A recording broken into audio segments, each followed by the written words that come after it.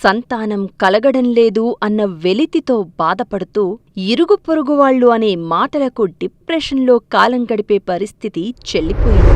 సంతానలేమికి దంపతులలో సమస్య ఏమిటి, ఆ సమస్యకు పరిష్కారం ఏమిటి అనేది తెలుసుకోవడం చాలా సులభతరమైందని చెప్పవచ్చు. అలాంటి అవకాశాలన్నింటినీ అందిపుచ్చుకుంటున్నారు ఈ జనరేషన్ యువత. అంటే పీసీఓడి థైరాయిడ్ ఉన్నందుకు మా ఆయన కౌంట్ తక్కువ ఉన్నందుకు తొందరగా రావాలి. కరెక్ట్ చేసుకున్నామ్మా. ఎందుకు అంటే మనకి కౌంట్ తక్కువ ఉన్నప్పుడు ఎప్పటికైనా ఇదే మీ బ్యాచ్ మొత్తం అంతే. ఏజ్ తక్కువ ఉన్న వాళ్ళు ఒకప్పుడు లేటుగా చేసుకునే వాళ్ళు, అప్పటికి మీ ఎగ్స్ అయిపోతాయి. ఇంకా అలా 0 కౌంట్ అయ్యే వరకు చూడకుండా ఇప్పుడు చేసుకొని మంచిగా 2 వచ్చేసినాయి, అయ్యే పెరిగిపోతారు. బాగుంది, హార్ట్ బీట్ అంతా బాగుంది. ఇంకా మన ఎంత ఏజ్ నీది? 23. మరి ఎందుకు వచ్చావు అంత చిన్న ఏజ్ లో? కౌంట్ ప్రాబ్లం ఉందేమో, హస్బెండ్ ప్రాబ్లం ఉండి కౌంట్ తక్కువ ఉంటే అందరు చక్కగా డైరెక్ట్ ICSIకి వచ్చేస్తున్నారు.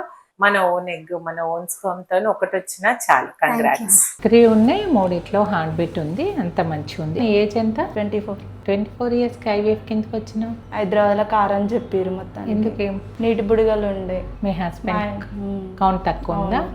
కారని చెప్పారు మొత్తానికి. అదే, హస్బెండ్ కి కణాలు తక్కువ ఉంటే వేరే ఆప్షన్ ఉండదు. సో హస్బెండ్ కౌంట్ తక్కువ ఉన్న వాళ్ళు పెళ్ళైన తర్వాత 1 ఇయర్ అయినా 10 ఇయర్స్ అయినా సేమ్ ICSI అనే పద్ధతి చేసుకోవాల్సి వస్తుంది. కాబట్టి అదేదో ముందు చేసుకుంటే, ఇదిగో చిన్న ఏజ్ లో చేసుకుంటే 3 వచ్చేసినాయి.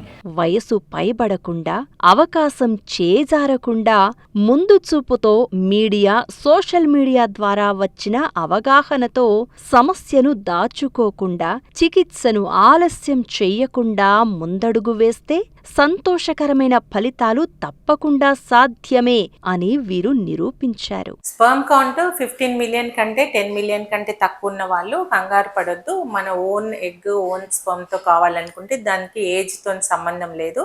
పెళ్ళై 10 ఏళ్ళు కావాలి, ఏజ్ 35 దాటాలి అట్లా చూడకండి. లేడీస్ ఏజ్ చిన్నగా ఉన్న 21 నుంచి 28 లోపు వాళ్ళు కూడా మనకి కౌంట్ తక్కువ ఉంటే డైరెక్ట్ ICSI చేయించుకుంటున్నారు. ఫస్ట్ అటెంప్ట్ లో తొందరగా ప్రెగ్నెన్సీ వచ్చేస్తున్నాయి. సరైన సమయం ప్లస్ సరైన చికిత్స ఈక్వల్ టు సరైన వయసులో సంతానం. ఇలా ఒక సంపూర్ణ కుటుంబ ఆనందం.